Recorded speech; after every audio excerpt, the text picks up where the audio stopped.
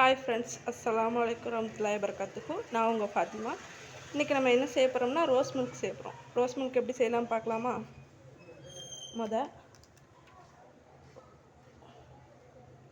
ஒரு பாக்கெட் பால் ஊற்றிக்கலாம்.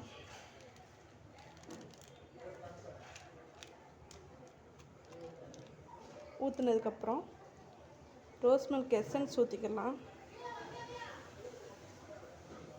தேவைக்கேற்ப ஊற்றிக்கலாம். அப்புறம் தேவைக்கேற்ப சீனி போட்டுக்கலாம். அப்புறம் இதை மிக்சியில் அரைச்சிக்கலாம். இப்போது மிக்சியில் நல்லா அரைச்சி எடுத்தாச்சு. இதை ஒரு பாத்திரத்தில் ஊற்றிக்கலாம். இப்போ இதை மாற்றிக்கலாம்.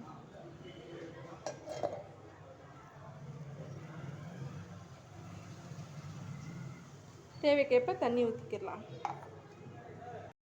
இப்போ தேவைக்கேற்ப தண்ணி ஊற்றியாச்சு. இதை அந்த ரோஸ் மில்கில் ஊற்றிக்கலாம். லேசாக ஷேக் பண்ணி ஊற்றிக்கலாம்.